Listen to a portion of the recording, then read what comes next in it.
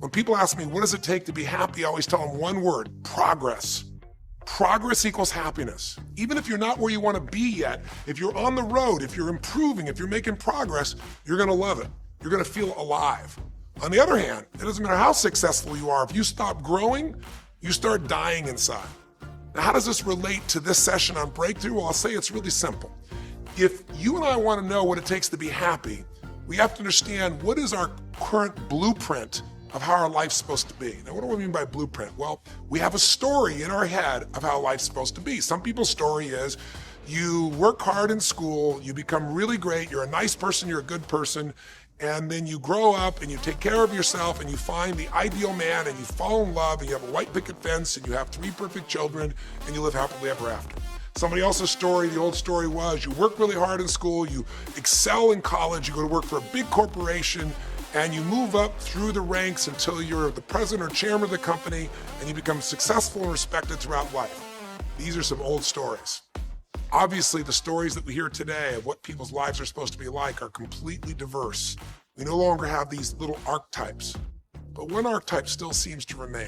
And that archetype is, in order for you to really feel like you're enough, many people believe they have to achieve an enormous amount. They may do it in different ways today. They may do it by building a company and taking it public when they're 27 or 25 years old, or they find and create a new technology, or they become a very special doctor. But we live in a culture in the West that teaches people that you're not enough unless you do something really special and unique, and we define special and unique in interesting ways. A school teacher is not special and unique. A mother who stays home with her children day and night, sculpting their minds, their bodies, their souls, and their future is not special. We live in a world today where we treat teachers like they're nobody and pay them accordingly, and we wonder why our children seem to have challenges in learning and growing or being engaged in school. We spend thousands of dollars on some item like a computer, but what we look at overall, we invest in for the teacher and for that person who's the personal connection with them is so small. We live in a society where many women look down and say, well, you're just a housewife, you're just a mother. See, some of the pain we have in our society is not because there's one right or one wrong approach, but because we try to make everybody fit into some particular approach to life. Here's what's going to make you happy or make you unhappy in life. It's real simple. Let's do a quick test. If you're in a situation right now where you look at your life, I know there's an area of your life that you probably feel pretty darn good about. Even if you're not happy with your finances, I bet you feel damn good close to your kids. Or if you're not close to your kids, maybe you don't have any kids, maybe you feel really good about your career. If you're doing not so good in your career, maybe you got a really great body that you've trimmed down or strengthened up, or you really shaped yourself the way you want, muscularly, or in the way you look. Or if that's not happening, maybe you feel a really special connection with God, or really close to your mother or father or your family, whatever. Almost everybody has an area of their life they feel really good about if they're honest, if they're fair to themselves. What's an area of your life you really feel happy about? I want you to think about it for a moment, truthfully. What's an area in your life today that if you wanted to be happy about it, you really could feel proud about it? You could feel like it's an area you're doing darn well in. And if you're really hard on yourself, there's still an area. What's an area? I want you to think of it right now. And I want you to think of that area, whether it's your body or your finances or your career or your intimate relationship or your relationship with your kids or your relationship with your creator.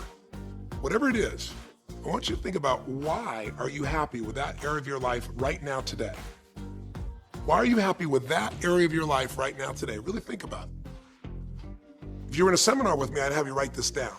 If you can put me on hold here for a second, because I'd like to reveal to you what the formula is for happiness. And if I say there's a formula for happiness and here's what it is, you're going to go, yeah, sure, that's what he says. But if you put down the answer and we can see the formula is real without me telling you what it is, you get to look at your own life and say it matches. You're going to know this is right. So you could stop this right now if you want, put me on hold, and just write down what's an area of your life you're really, really happy about, you're really pleased with, or you could be if you wanted to focus on it. And why are you happy with that part of your life right now? Even if you're not happy with everything, what's the area you're happy with and why? Put me on hold right now, or if you're not going to do that, just think for a moment. Why? Specifically, be real. Why? Now, when I ask this, if you turn me back on now, if I ask this of an audience, I'll have people write this down for a few minutes and I'll call on people and I'll say, share with the person next to you first. What are you happy about and why are you happy in that area? And be specific. And after they share, I'll have people stand up, I'll call on a variety of people, and I say, ma'am, tell me, what are you happy about? And she'll say, well, honestly, I'm really happy with my body. She goes, I never thought I'd say that, but I used to be so unhappy with it. And I finally did some things, I pushed myself through, and now I exercise regularly. And I'm not perfect, but I feel fit, I feel strong, I feel energetic. And that's really, I don't know, it just feels good to me. Now, I say to everybody, I'm now going to show you what the formula for happiness is. And it's real simple. I want to reveal it to you so you don't ever forget it. Whenever you're happy with an area of your life, it's because right now, your current life experience, I call it your LC, your life conditions, the conditions of your life conditions in that area match or are equal to your blueprint, your story, your belief about how life should be in that area. So this woman says to me, I'm really happy with my body because it's not perfect. Her blueprint is I don't need to be perfect, but it's so much better than it was. I'm fit and I'm strong and I have this energy. Her mental blueprint says I should be fit, strong, and have energy. I don't need to be perfect, but I should be that way. Well, when my life, my body matches how I think it should be, I feel good about my life. I'll ask somebody else. I'll say, tell me an area you're happy with. Someone else will say, well, I'm really happy with my career. And why? Well, I'm doing better than I even thought I would be. I'm ahead of the schedule of where I hoped I'd be at this stage. I'm working at this level in this company, and I have these skills and this ability, and it's even better than I thought. Well, once again, listen, this person's happy with this area of their life because their current life conditions in the area called their career are even better than they expected they would be, better than their blueprint, better than their belief of how it should be. If it's really better, you tend to be over the moon.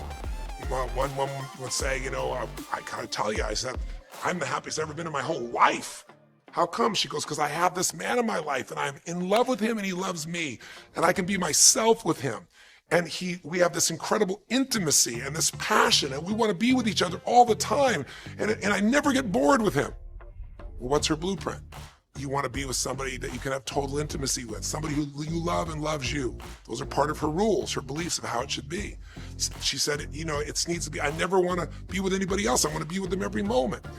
Her blueprint about how life should be and the way she lives, her relationship's even better than she hoped. When it's better than you hope, you're going to be totally excited. So think about this then. What's an area you're not happy with? Let's see if we can find the formula for unhappiness. If the formula for happiness is to be able to meet your expectations or exceed them, that really makes you excited, but to be happy, you gotta at least meet it. It doesn't have to be perfect, but if you generally are meeting what you expect you want from your life in that area, you feel good. Life conditions match blueprint, feel good. I think finding something you care about more than yourself. I don't care if it's your kid. I don't care if it's a mission. I don't care if it's a company. I don't care what it is. Finding something you do more for it than you do for yourself. Most people do that for their own child. That's about it. But if you can find something of that nature, it calls to you. It gives you an energy. And that energy is something you can execute. You can change the world with it. You can change yourself with it. You can change anything with it. So if you're just trying to help yourself, you get a certain level of insight. I remember I fell in love with a lady and married her, and she'd been married twice before me. I had kids from both of these men. So and she was older than I was. She was, I think, 12 years older. So I was literally 24 and had a 17-year-old son instantly. Whoa. Had an 11-year-old daughter, had a 5-year-old son, and then a child on the way. That'll flip your brain a little bit, right? And so, but it was beautiful because it made me grow in a different way. I want to serve humanity, but I also want to serve my family. And I had to come up with a different level of set of insights to do that. So I think number one is find something to serve. I think it was Martin Luther King who says, a man who hasn't found something he's willing to die for isn't fit to live.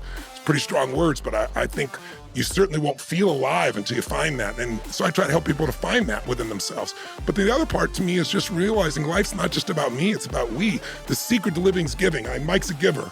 Evan, I don't know you, I haven't met you before, but I can just feel your energy about it. Like you're here to contribute. You're not here to take. I came here today to hopefully give. I'm hoping some of the people listening, between the three of us, there'll be some conversational stimuli. Maybe it'll be something about their health. Maybe it's something about their finances. Maybe something about their family.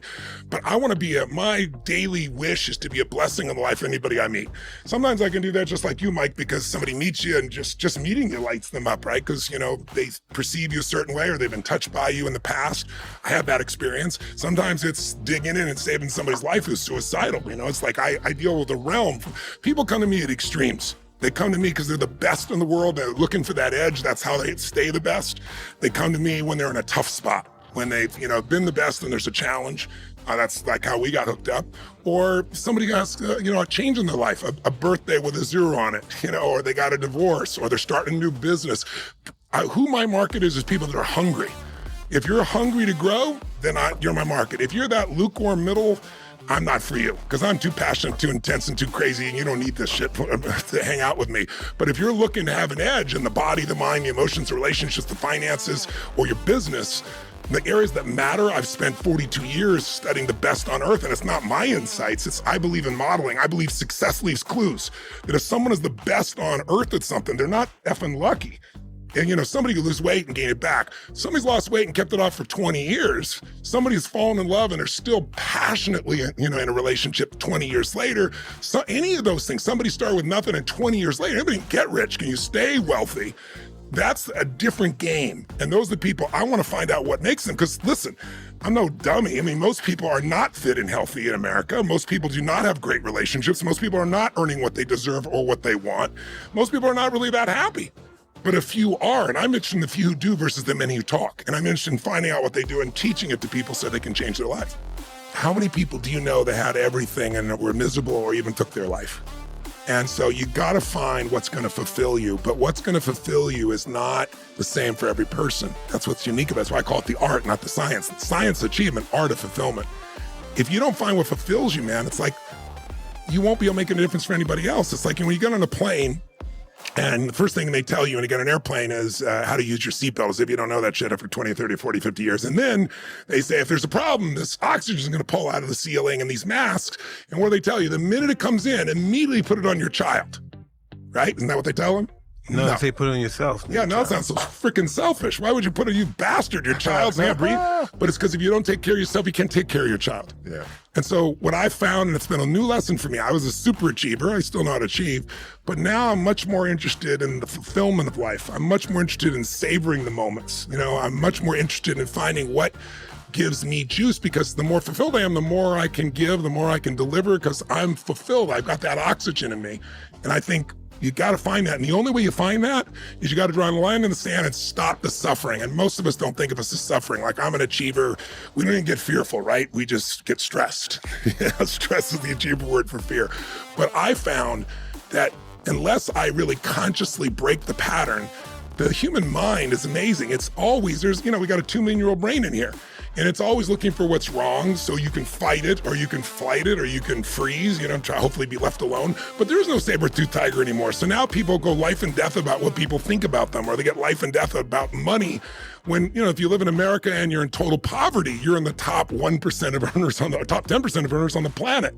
It's just crazy. Most people live on $2.50 a day around the world. So we have lost track of that. So my encouragement, if you're listening, if you have any interest in what the hell I've been saying, is don't just achieve, but really take some time to figure out what are the things that are going to fulfill you and the ones you love.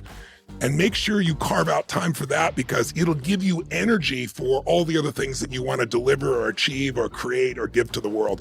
And I hope people do that. And I hope people will remember the beginning of this conversation and get a blood test and check out your metals, because you can handle it when it's early. You don't want to wait till it gets bad.